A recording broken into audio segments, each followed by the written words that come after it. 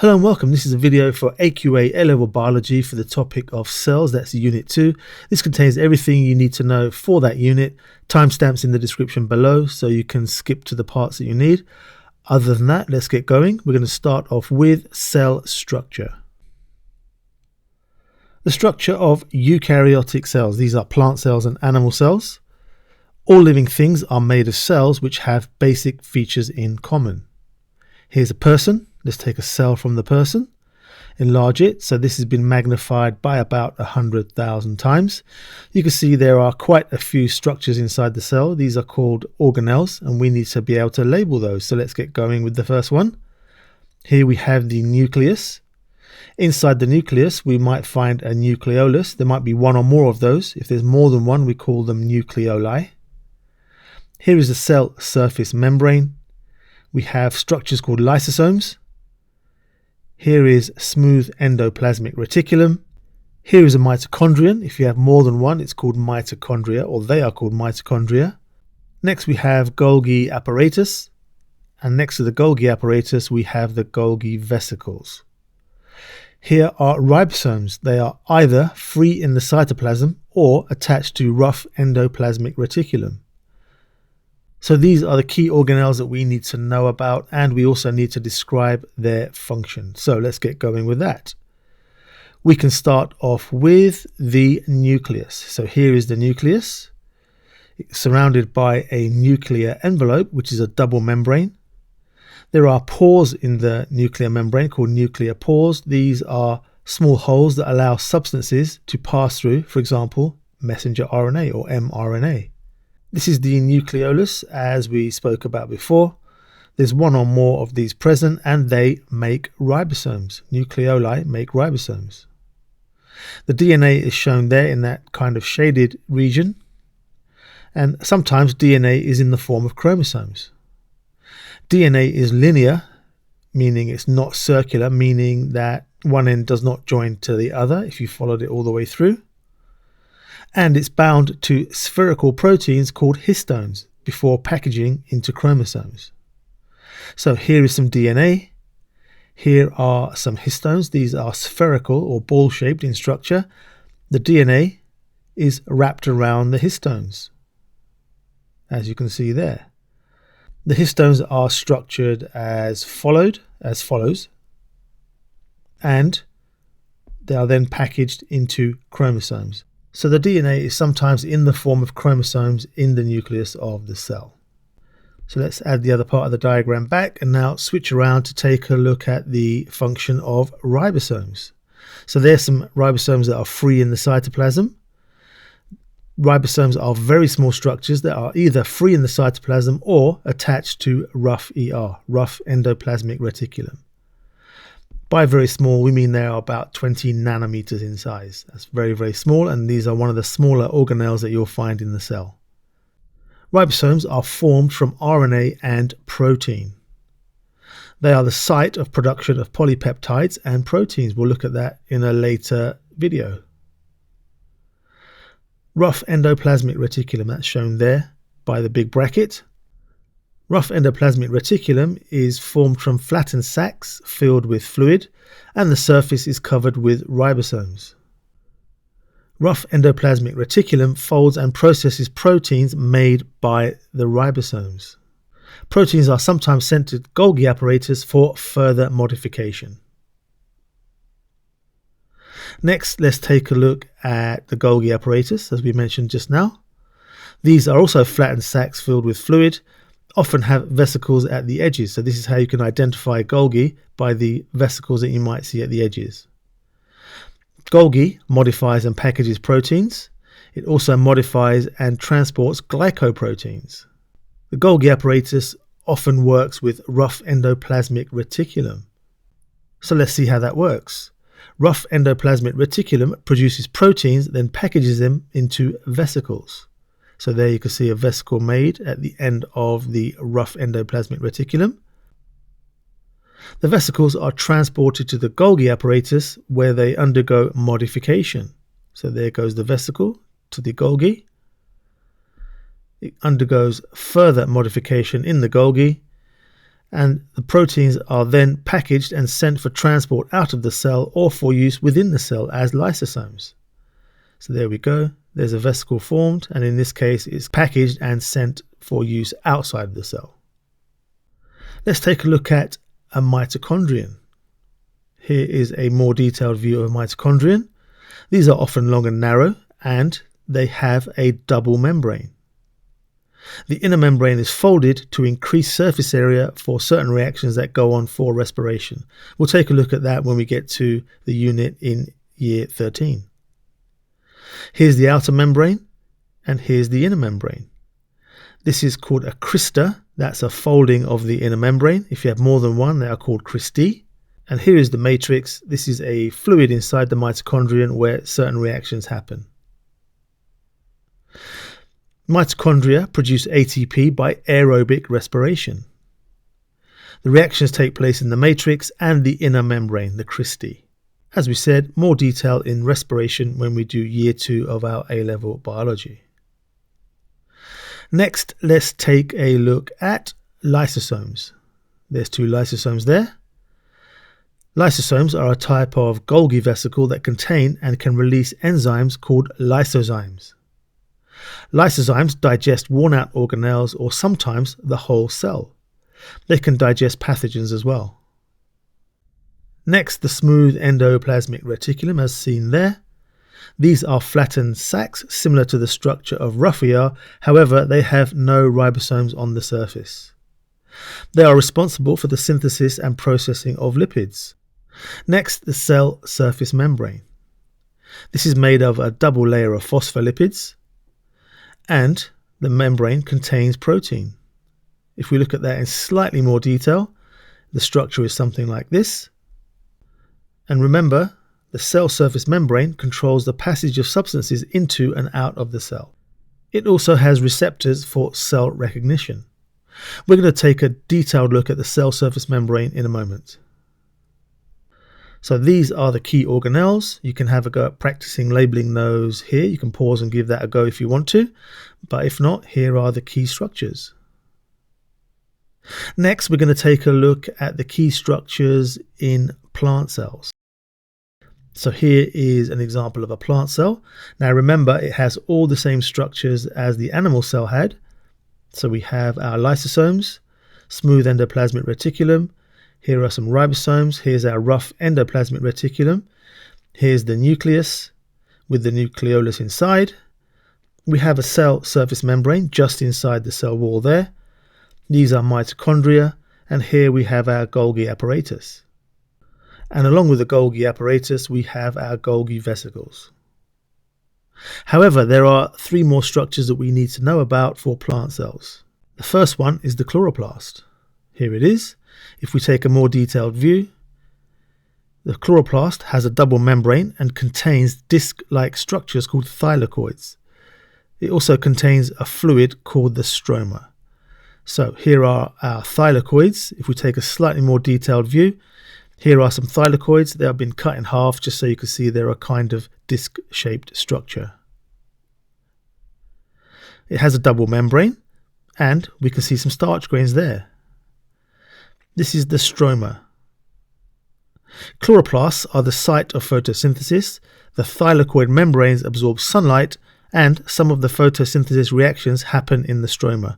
Again, we'll take a look at that in a lot of detail in year 2 when we do photosynthesis. But for now, this is what we need to know. Next, we have the cell wall, which is an outer covering of the plant cell. This is a rigid structure that surrounds plant, algae, and fungi cells. It's made of cellulose in plants and algae, and it's made of something called chitin in fungi. It gives strength and support to the cells. Next, we take a look at what's called the cell vacuole. The cell vacuole is surrounded by a single membrane, and it contains cell sap. This is a solution of sugars and salts, and it can expand by osmosis to make cells turgid and keep them rigid. So these are the parts that we need to know for plant cells in addition to the ones we studied before. So quite a lot of detail to know and remember. So we can actually summarize that in a table. Here is a table of all the different structures and their functions, and you can go ahead and screenshot this and use this as a revision resource. In eukaryotes, cell becomes specialized for specific functions. For example, in animal cells, here are some muscle cells. Here is a nerve cell. And in animals, there are over 200 cell types.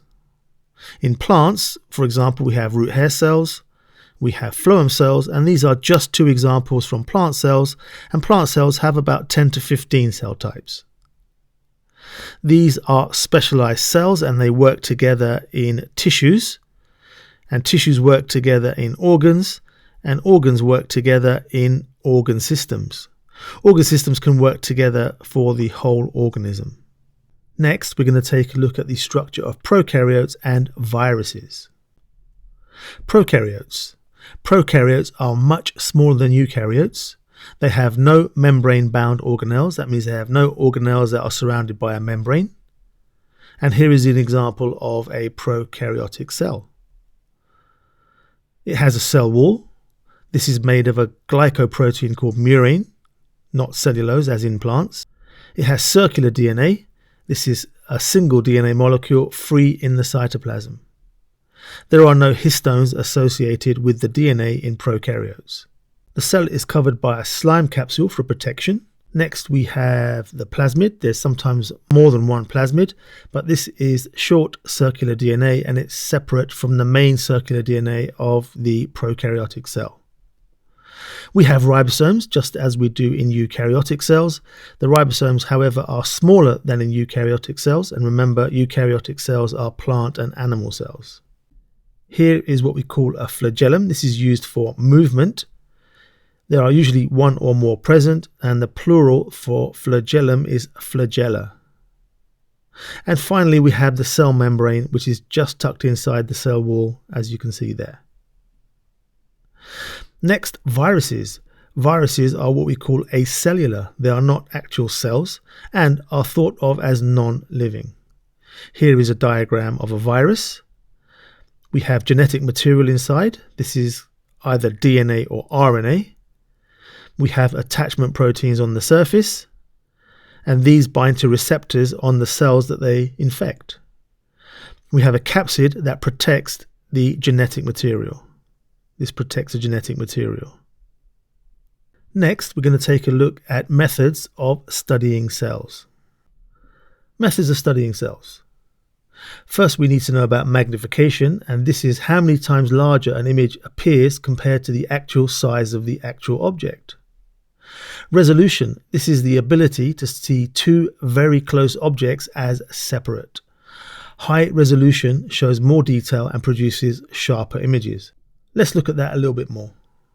Here is a scale of magnification versus resolution. We've got high resolution and low resolution on the side, and low magnification and high magnification along the bottom. We can split it up into 4 parts like this. If we have low magnification and low resolution, you can see the image is quite small, and also we're not quite sure whether that is 2 separate images or not. If we have high magnification and low resolution, the image is a lot bigger, but still we are not very clear as to whether that's 2 objects or 1 object. If, however, we have high resolution and high magnification, we can quite clearly see that that's 2 objects, and the objects look quite large because of the high magnification. We can also have low magnification and high resolution. We can see just about there that we have 2 separate objects. The objects look much clearer, but we do have a slightly lower magnification. So hopefully that gives you a clearer understanding of magnification versus resolution. Let's take a look at the idea of the use of the magnification equation. So the magnification is the size of an image divided by the size of the real object. Here is a question that you might get. We have the actual size of an object as 10 micrometers. The image size is 30 millimeters. What's the magnification?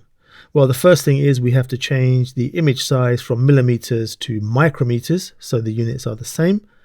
So 30 millimeters times 1,000 to get micrometers gives us 30,000 micrometers. So we can now use the formula.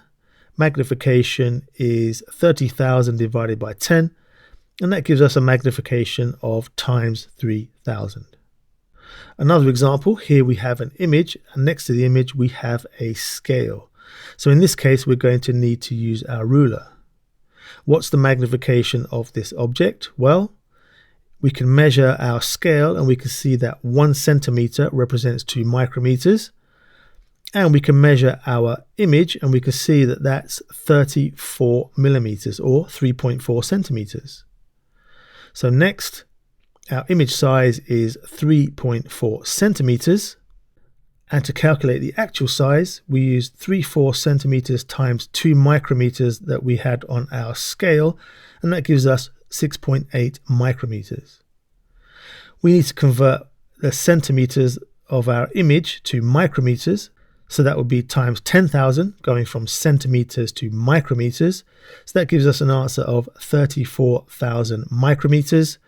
And now we can just do the equation. 34,000 divided by 6.8 gives us a magnification of times 5,000. So that's the magnification formula and how we might use it in exam style questions.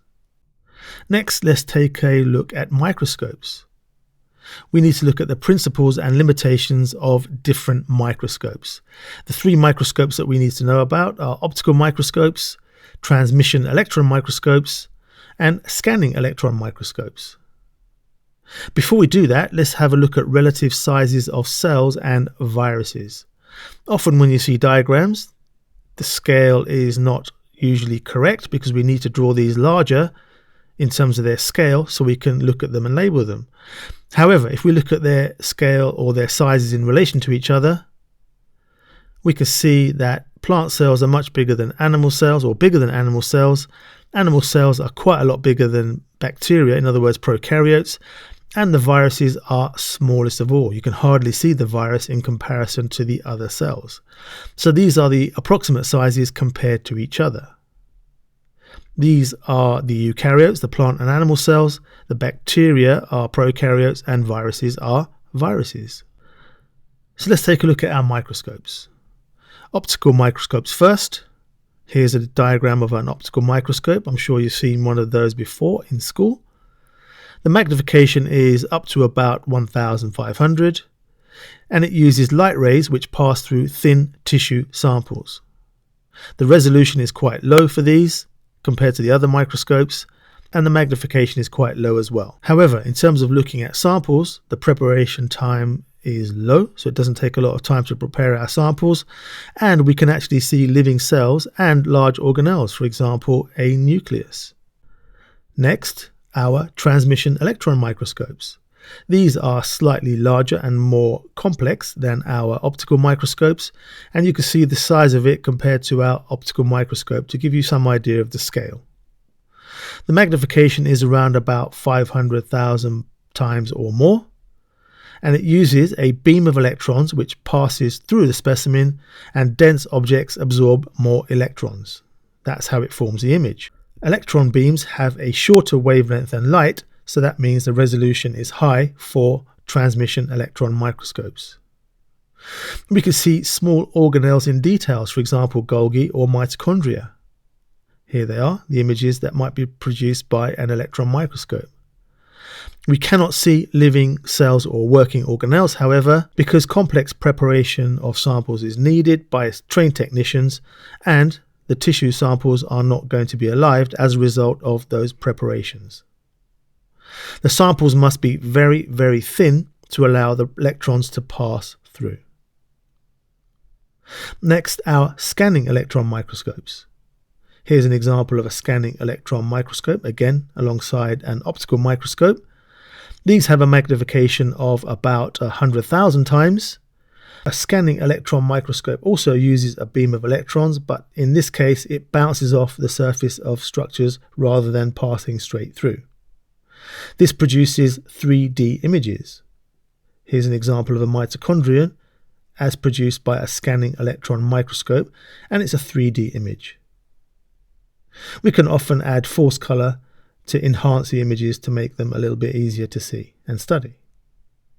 They have high resolution and magnification, And again, just like the transmission electron microscope, we need complex preparation of samples by trained technicians. We cannot see samples that are alive. And we can add a note there, we cannot see living cells or working organelles with a scanning electron microscope. Methods of studying cells continued. We're going to take a look at cell fractionation and ultracentrifugation. This is a method to separate out organelles from cells so they can be investigated. Here is a cell, and this shows a transmission electron microscope image of the organelles that are in the cell. There's many different organelles in the cell, plus dissolved substances. Separating out the organelles makes it easier to investigate their roles and functions. So how do we do it? Firstly, cells are broken up and the contents are spun at different speeds. Spinning separates out the organelles.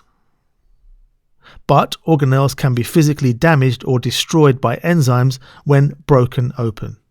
So care is needed when we break open the cells before spinning. Let's take a look at the method. First, we add a sample of tissue, for example liver, to an ice-cold buffer solution with the same water potential as liver tissue. So this can be added in a blender. So there's our tissue sample and ice-cold buffer solution inside the blender. The reason for having an ice-cold solution is to reduce or prevent enzyme activity and stops the enzymes from digesting organelles once we break open the cells. The buffer is to maintain pH so enzymes do not denature. And we have the same water potential as the cell contents. This is to prevent osmosis, so no bursting or shrinking of organelles happens. We describe the same water potential as sometimes as isotonic. That means the water potential of the solution is the same as that inside the cells. It's isotonic.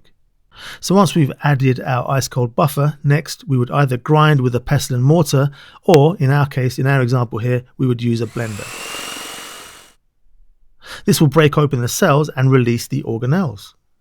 When we've done this, this produces a homogenate. Next, we would filter the homogenate to remove any cell debris, that's cell fragments, and any unbroken cells. So here we're filtering. Remember, the homogenate is what we got when we blended our tissue from earlier. We would centrifuge then at low speed to separate out heavy, dense organelles. To give you an idea of what we mean by centrifuge, here is a desktop centrifuge that's spinning a few test tubes. This is not the type we would use because this is way too slow. However, it gives you an idea of how a centrifuge works. So, firstly, we would spin at low speed. We would spin a homogenate at low speed. So here's our homogenate, and when we spin it at low speed, we get the formation of a pellet which contains the heavier organelles, for example, the nuclei. We have the heavier or the more dense organelles separated out first. That's the pellet, and here is what we call the supernatant. This contains the remaining lighter organelles. We would then take the supernatant into a separate tube, and we could spin that again. So we spin again at higher speed, and our pellet this time will contain the lighter organelles, for example, mitochondria. We have supernatant again, and that will be separated into another tube, and we would yet again spin at even higher speeds. So spin again at higher speed, and in this case, the pellet would contain the lighter organelles, for example, ribosomes. We have now separated out the different organelles, and they can now be studied to look at their structure and function. Next, we're going to take a look at the idea of cell division. This section is called All Cells Arise from Other Cells. Cells in living organisms can often keep dividing as the organism grows. Some cell types can keep dividing via a cell cycle. So here is a cell.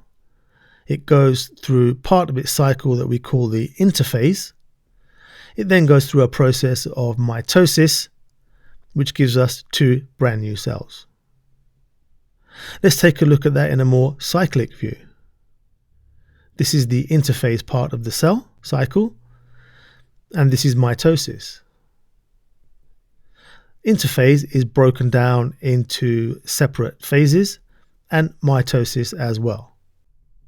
Most of the cell cycle is actually spent in interphase. The interphase can be broken down into different sections. The interphase is split into G1, S, and G2 phases. G1. This is when new organelles are made. The S phase is when DNA replication happens. This is in order to make identical DNA for the two new cells that are going to be formed. And then we have the G2 stage, which is where we have a little bit of cell growth and protein production. After that, we have mitosis. Mitosis is the part of the cell cycle where the cell divides to produce two genetically identical daughter cells. Mitosis itself is split into 4 stages. We have the prophase, metaphase, anaphase, and telophase. So we could just add that to our cycle above. And we can now study mitosis in a little bit more detail. Mitosis. Here we have a cell just before mitosis happens. We're going to draw the nucleus much larger and exaggerated than before so we can see what's going on inside the nucleus during mitosis. And this is the parent cell that has a full set of chromosomes. That's 46 in humans, 4 in fruit flies, for example, and 12 in rice plants. But as you can imagine, different organisms have different number of chromosomes in their cells. So we start off with the prophase. This is the appearance of a cell in prophase. We can see 2 structures called centrioles. There's one at the top there of the cell. And here we can see our chromosomes. During prophase, chromosomes condense, thicken, and become visible. They appear as 2 sister chromatids joined at the centromere. Let's see that in a bit more detail. So here is a chromosome. These are 2 sister chromatids that make up the chromosome. These are exact copies of each other. And in the middle part there, we have what's called a centromere. The nucleolus and nuclear membrane disappear during prophase, and the centrioles move to opposite ends of the cell. Sometimes we say opposite poles of the cell. Next, we have metaphase. This is when chromosomes line up on the equator of the cell, and spindle fibers attach to the or at the centromeres of the chromosomes. So there we can see our very thin spindle fibers. Next, we have anaphase. This is when the centromeres split. Sister chromatids are pulled to opposite ends of the cell by contraction of the spindle fibers. So there's our spindle fibers contracting and pulling the sister chromatids apart. Next, we have the telophase. During telophase, the chromatids, which we now call chromosomes, reach opposite poles. Chromosomes uncoil, unwind, and become thinner. The nuclear membrane reforms, and that's part of telophase. Next, we have something called cytokinesis. This is when the cytoplasm divides, producing 2 new genetically identical daughter cells. These daughter cells are identical to each other and to the parent cell as well. Mitosis, recognizing the stages, in this case it's from photographs. So here we have the stages of mitosis, and you might want to spend a moment here just matching up the stages, but first we have prophase, then metaphase as the chromosomes line up along the equator. We have anaphase as the chromosomes start moving to the opposite ends of the cell. We have telophase where they reach the opposite poles, and then we have cytokinesis where 2 new cells are formed. So these are the details of the cell cycle and mitosis. Next, we're going to take a look at what happens when we have uncontrolled cell division. Mitosis is a controlled process. The production of new cells by mitosis is controlled by genes. That says in controlled, we just need to change that to is controlled. There we go, the production of new cells is controlled by genes. So this is the cell cycle happening as normal. This is controlled cell division. The genes, however, can become faulty and cause cell division to become uncontrolled. This leads or can lead to the formation of tumours and cancers. So this is uncontrolled cell division going very rapidly, and here we have the formation of a tumour. A tumour is a mass or a large number of cells that are abnormal that go through uncontrolled cell division.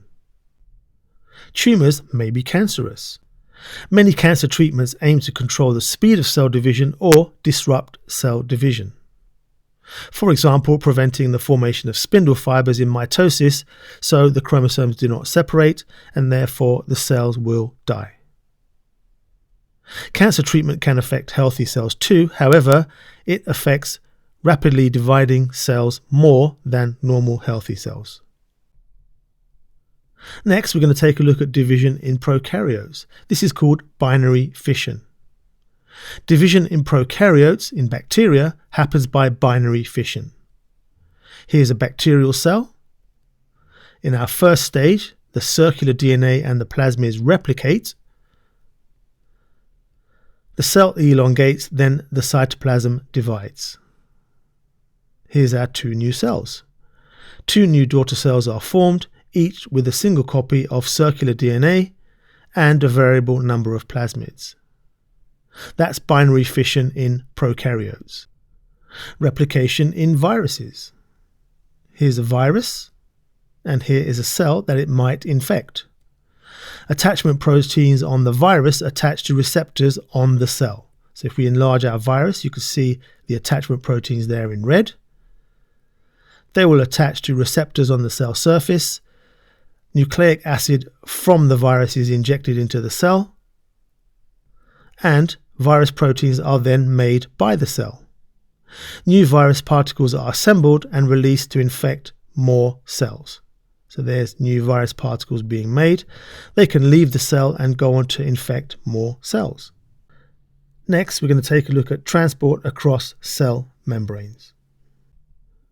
So here is a cell, and here is our cell membrane. Remember, it's on the surface of the cell and covering some organelles as well. The membrane of the cell and organelles has the same basic structure. The cell membrane contains phospholipids. Here's an example of a phospholipid from our previous video. This is the hydrophilic head, which attracts water, and this is the hydrophobic tail, which repels water. Phospholipids in the membrane are arranged as a bilayer, as a double layer. So there's our phospholipid bilayer. That's outside of the cell. There's inside of the cell. This is our bilayer. And we have, in between the bilayer, we have a hydrophobic region where the tails are. The cell surface membrane controls what goes into and out of the cell. It also contains receptors for other cells and molecules. The membrane around organelles keeps them separate from the cytoplasm, and the membranes are often very specialized, for example, for the production of ATP. The membrane has a fluid mosaic structure. We say fluid because the phospholipids move around, and we say mosaic because the proteins in the membrane make a mosaic pattern. Let's take a look at that in a bit more detail. Membrane structure. Here is a detailed view of membrane structure.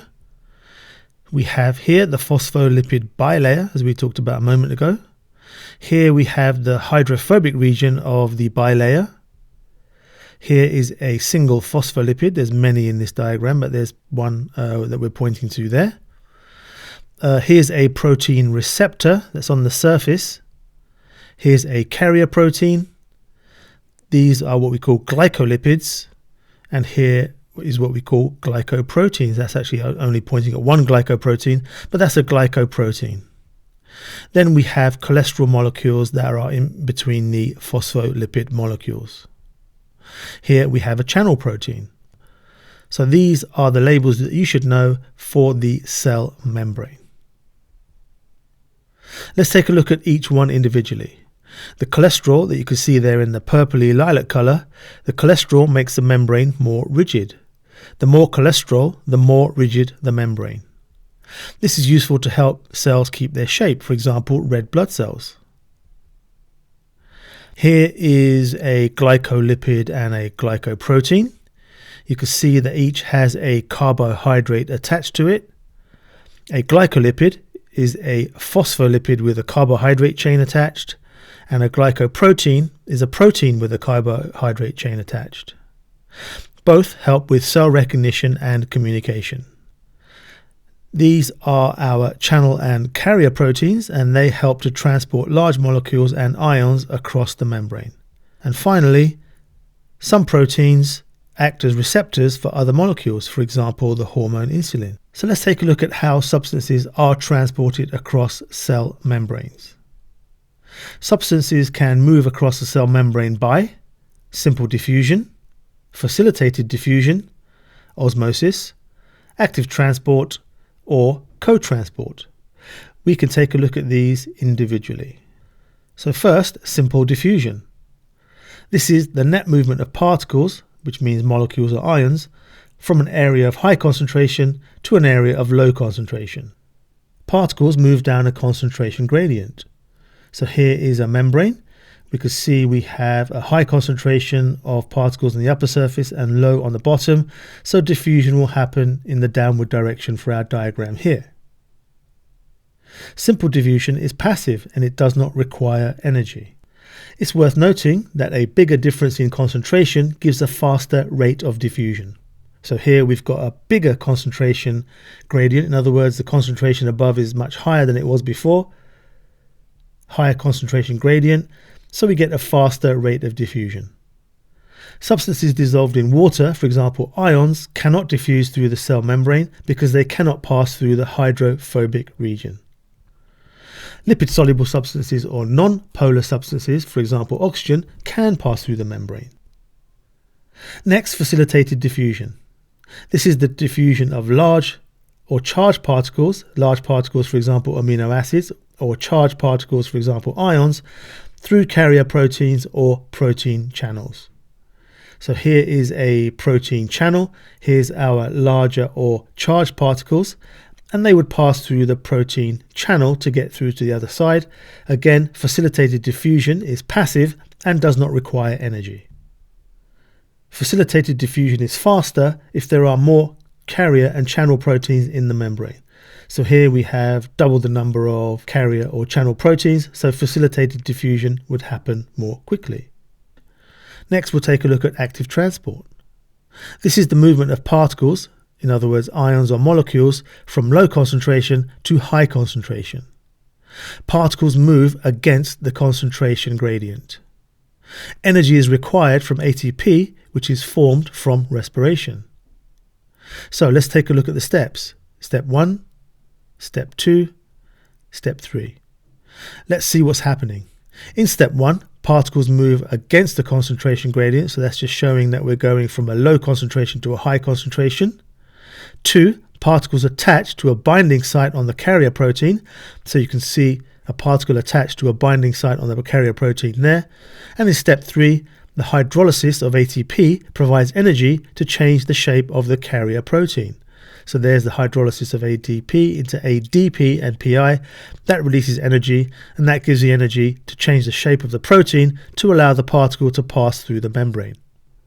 This allows the particles to cross the membrane. Membranes with more carrier proteins can transport more particles via active transport. So there we go, that's showing more carrier proteins, meaning we can have more active transport. Next, osmosis in terms of water potential. This is slightly different to how we learned at GCSE. At GCSE, we learned that it's the movement of water molecules from a dilute solution to a concentrated solution through a partially permeable membrane. So here we have our membrane. We have solute molecules along with some water molecules, so that's a solution above the membrane there. The blue are the water molecules, and on the other side we have a solution as well. Above the membrane we have a dilute solution, and we say that that has a high water potential. Our partially permeable membrane is the membrane itself, and below we have a concentrated solution. That's a solution with a low water potential. That means water will move from the high water potential, the dilute solution, towards the low water potential, that's the concentrated solution. Remember, only water molecules cross the membrane. Osmosis can happen in cells. If we had an animal cell in a high water potential solution, water moves in or enters by osmosis, the cell will swell, and eventually the cell will burst. We could do the same with a plant cell in high water potential solution. Again, water enters by osmosis, but in this case, the cell does not burst because there's a cell wall preventing it from bursting. So let's have a look at water potential in a bit more detail. If we have pure water, this has a water potential of 0 kilopascals. Don't worry too much about the unit, that's just the unit we use for water potential. 0 kilopascals means pure water. If we add solute to our water, the water potential becomes less. So for example, it will be minus 200 kilopascals. That means the water potential decreases. We have a solution that is more concentrated. If we add even more solute, the water potential goes down even further, for example to minus 400 kPa. The water potential decreases more, and we have a solution that is even more concentrated. So the key thing here is the higher the concentration of the solution, the lower or more negative the water potential. Osmosis, remember, is a passive process and requires no energy input. So now we can have our definition of osmosis in terms of water potential. So that is the movement of water molecules from a high water potential to low water potential through a partially permeable membrane. An important definition for A-level biology. Let's apply our knowledge of this new definition. Here we have 3 cells, cell A, cell B, and cell C, and here are some example water potentials for each of those cells. Have a pause here and see if you can decide which direction the water is going to move between those cells. Water moves from B to A in that direction there. It moves from B to C in that direction there. It also moves from A to C in that direction there. What's worth noting though is that the fastest rate of osmosis is from B to C. This is because there is the biggest difference in water potential between B and C. The slowest rate is from B to A. This is because there is the lowest difference in water potential. The rate from A to C is somewhere in between. Definitely worth looking at those points again just to make sure you are clear in terms of the movement of water in terms of water potential. Next, we're going to take a look at co-transport. This is slightly complex, so we'll go through it step by step. The example we're going to use is the absorption of glucose in the small intestine. So glucose is initially absorbed into the blood from the small intestine by facilitated diffusion. This is until equilibrium is reached. The rest of the glucose is absorbed by an active process called co-transport. Glucose is co-transported along with sodium ions. So here we have the small intestine. Here is the lumen of the small intestine. That's where all the digested food is. If we zoom into that part there, these 2 structures are called villi. There are magnified villi there. And if we look at the surface of the villi, we have other structures called epithelial cells that contain or have on their surface microvilli. And here is a blood supply on the other side of those epithelial cells. So here we have our epithelial cell. Here is our blood vessel, and the blood supply is from that direction there. Here is an active transport protein between the epithelial cell and the blood vessel, and here is a facilitated diffusion transport protein between the epithelial cell and the blood vessel. Here is the lumen of the small intestine, and we have sodium ions and glucose molecules as shown there. Probably worth pausing here and getting your bearings on this larger diagram and seeing how it relates to that smaller diagram on the left. However, let's go through the steps. Step 1. Sodium ions leave the epithelial cell and enter the blood. This is done by active transport via a carrier protein using ATP for energy. So there go our sodium ions into the blood vessel, and we can see an increase in concentration of sodium ions in the blood vessel. Step 2. Sodium ion concentration in the epithelial cell becomes lower than the lumen of the small intestine. That's because sodium ions have been moved out into the blood vessel. Step 3. Sodium ions enter the epithelial cell by facilitated diffusion via a channel protein. They enter the epithelial cell from the lumen of the small intestine. So there are our channel proteins, and the sodium ions enter along with a glucose molecule. So there is our sodium ions with a glucose molecule. They pass into the epithelial cell. Note that the glucose is transport against this concentration gradient. Step 4. Glucose concentration in the epithelial cell increases because we've just moved some glucose in. So there we can see an increased concentration of glucose in the epithelial cell. And step 5, glucose then diffuses by facilitated diffusion into the blood through a different carrier protein. So there you can see the glucose being transported into the blood via the facilitated diffusion transport protein. So on the surface of it, this looks quite complicated, but if you go through it step by step, it should be okay. So do feel free to rewind and have a look at this again if you need to. So that pretty much does it for transport across membranes. Next, we're going to take a look at cell recognition and the immune system. Each type of cell has molecules on its surface that identify it. Here is a cell surface membrane, and in red there's different molecules that would identify the particular cell that membrane belongs to. So there's our cell surface membrane. The immune system can detect these molecules on the cell surface membrane. They're often proteins, and it can identify pathogens, abnormal body cells, e.g. cancer cells, cells from other organisms from the same species, and also toxins, for example those made by bacteria. These molecules on the cell surface act as what we call antigens. Antigen. This is a molecule that is identified as non-self or as a foreign protein and triggers an immune response. You would need both parts of the definition in terms of non-self and triggering an immune response for getting 2 marks for defining an antigen. Antigens can vary, so it takes time to identify and destroy the non-self cells that contain those antigens. The first line of defense is called phagocytosis. If a pathogen, a disease-causing microbe, enters the blood via a cut, for example, the body starts an immune response. The first response is non-specific and is called phagocytosis. It is carried out by white blood cells called phagocytes. Here is a phagocyte, and here is a pathogen. Inside the phagocyte we have our lysosomes, which we talked about earlier. What happens is the phagocyte is attracted to and engulfs the pathogen.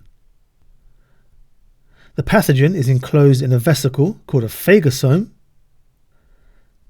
Next, lysosomes fuse with the phagosome, and then enzymes, the lysozymes, digest the pathogen. In that way, the pathogen is destroyed. However, that's not the end of it. Next, we have the cellular response, which is a continuation of this process. The phagocyte presents the antigens from the pathogen on its surface.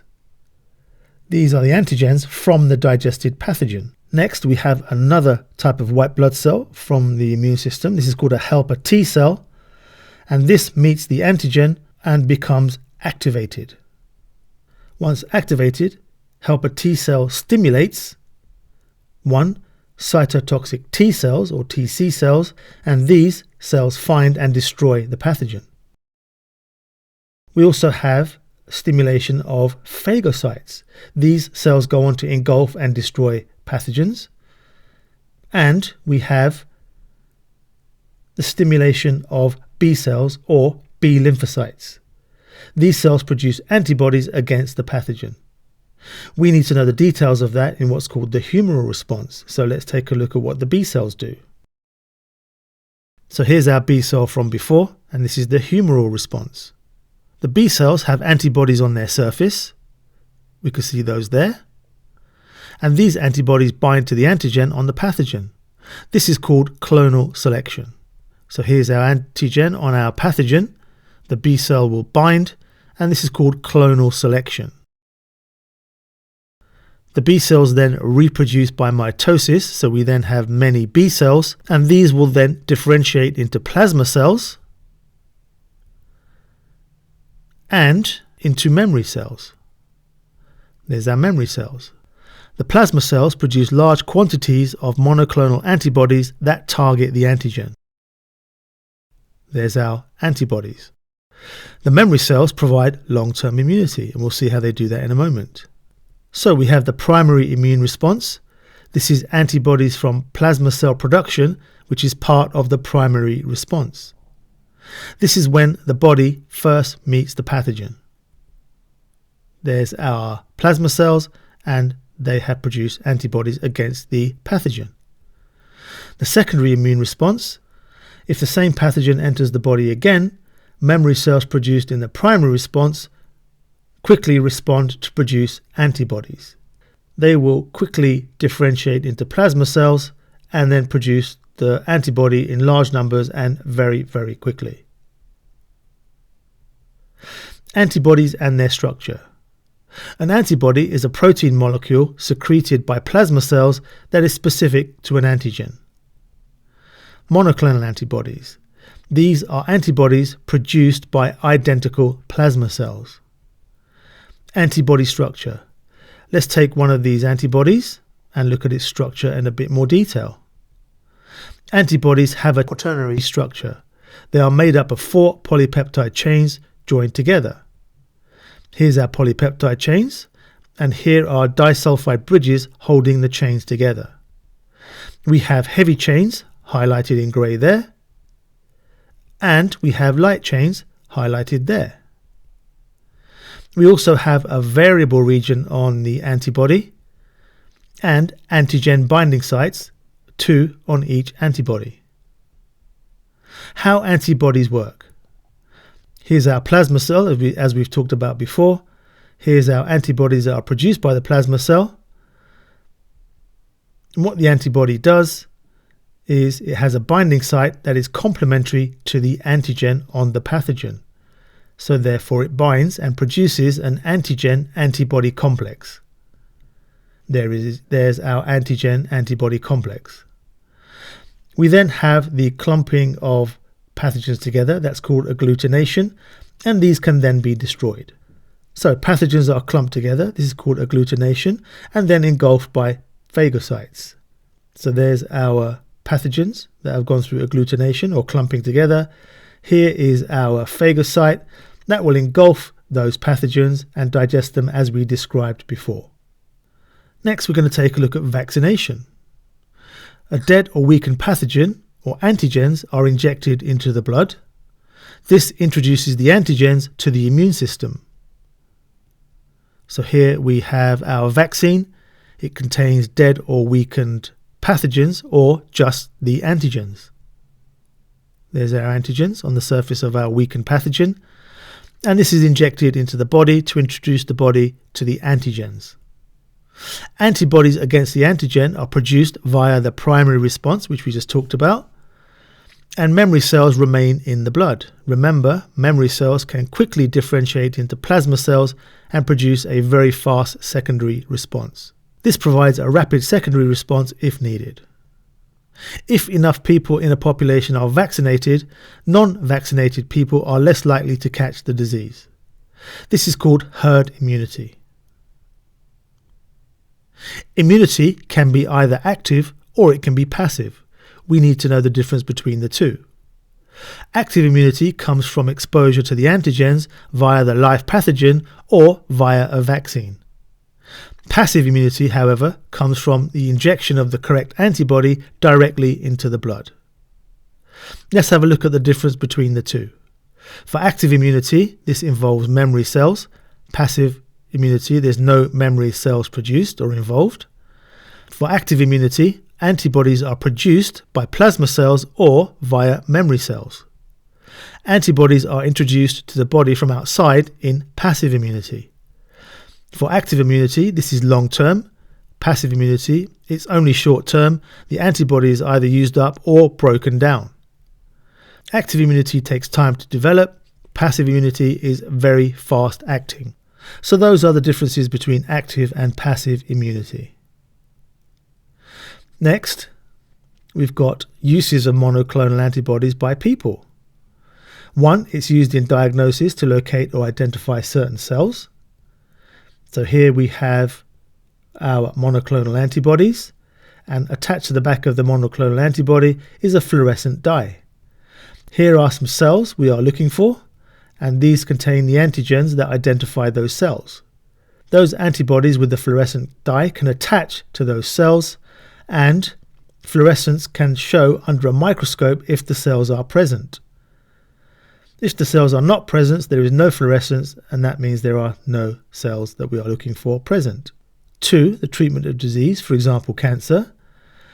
Monoclonal antibodies have a drug attached, so there's our monoclonal antibodies with a drug attached to the back, and here are our cancer cells. Monoclonal antibodies attach to the cancer cells via attachment to the antigens. Once attached, the drug is transported into the cancer cell and destroys it. Healthy cells, these are not affected because they do not have the antigen that the cancer cells have. Only cancer cells are targeted, and therefore low doses of the drug can be used, so there are less side effects. Next, we're going to take a detailed look at the human immunodeficiency virus, HIV. Here is the structure of the virus. We have what's called nucleic acid, in this case is RNA. We have enzymes, and one of the key enzymes is reverse transcriptase, and those are enclosed in a capsid for protection. Outside of the capsid is what's called a lipid envelope, and on the surface of the lipid envelope we have attachment proteins. So this is the structure of the HIV virus. HIV infects and kills helper T cells. Helper T cells initiate an immune response against pathogens, as we just saw. Once helper T cells are too low in number, the condition AIDS develops. People with AIDS are much more susceptible to infection by pathogens. Let's take a look at the replication of HIV in helper T cells. So here is a helper T cell. We could take a small section of that to look at that in more detail. Here's the helper T cell DNA, and here is the receptor protein on the surface of the helper T cell. HIV attaches to a receptor protein on a helper T cell. So there's our HIV virus attaching to the receptor protein. Let's take a look at the stages. Stage 1. The HIV RNA and the enzymes enter the helper T cell. Reverse transcriptase and the virus RNA work together to produce DNA. So the virus RNA is used as a template to make DNA. This is controlled by the enzyme reverse transcriptase. This is the virus DNA that's just been produced by the reverse transcriptase, and it incorporates itself into the helper T cell DNA. The virus DNA incorporates into the helper T cell DNA. Step 4. At a later stage, the virus DNA is used to build new HIV. So here's the DNA from the virus, and we use this to make new HIV. The helper T cell's own enzymes and organelles are used to build the new HIV. HIV is assembled and buds off the helper T cell. So there's the HIV, it's been assembled, and it buds off the cell surface membrane of the helper T cell. HIV matures and is now ready to infect other helper T cells. The helper T cell is destroyed. If enough helper T cells are destroyed, then AIDS can develop. HIV is a virus. Viruses are very difficult to treat. Antibiotics are ineffective against viruses because viruses don't have their own enzymes that can be targeted by antibiotics, and they don't have their own metabolic processes that can be targeted by antibiotics. They also use the cell's own organelles to reproduce, which cannot be targeted. If you target the body's own organelles, you're going to destroy the body's own cells. The final part of this unit is the ELISA test. This is a test that uses antibodies to test for the presence of antigens or other molecules. Let's see how it works. A person with a suspected pathogen, for example HIV, has a blood sample taken and the plasma extracted from that blood sample. So here is a blood sample being taken. We extract the plasma, and the plasma is tested for the presence of antibodies against the suspected pathogen. The patient's blood sample is added to a small well. There's a small well, and we can see what goes on inside the well. The well has antigens attached to its inner surface. There's our antigens, for example, HIV antigens, fixed to the inner surface of the well. Here in the person's blood plasma are the antibodies for the antigen, and the antibodies, if present, attach to the antigens. In the next stage, the well is thoroughly washed to remove the unattached antibodies. So any unattached antibodies are removed. And in the next stage, we add a second antibody solution, and this antibody has an enzyme attached to it. So there's our second antibody solution, and you can see the enzymes attached to the back of the antibody. This second antibody attaches to the first antibody, which comes from the patient. The well is thoroughly washed again to remove any unattached antibodies. And in step 5, a solution with a color-changing substrate is added. So here's our solution, and here is a substrate that can attach to the enzyme. This causes a color change. The intensity of the color change indicates the concentration of the antibody.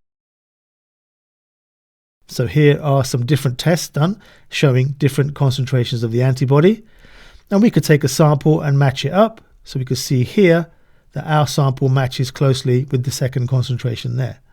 However, we can use a device called a spectrometer to determine the exact concentration of the antibody. If there was no antibody in the patient's blood in step 1, then antibody 2 has nothing to attach to and will be washed away in step 4. So here we have no antibody present. The solution is washed away. In the next step, the antibodies have nothing to attach to. The antibodies with the enzyme have nothing to attach to, so they are washed away. And we have no color change when the substrate is added because the enzyme is not present. So this is the ELISA test. This was quite a long and epic unit. Well done if you got all the way through it, but it contains all the details that you need to know for AQA biology, the unit called cells. If you got this far, thanks for watching. Well done. Do subscribe and like if you get a chance. But other than that, thanks for watching, and I'll see you again soon.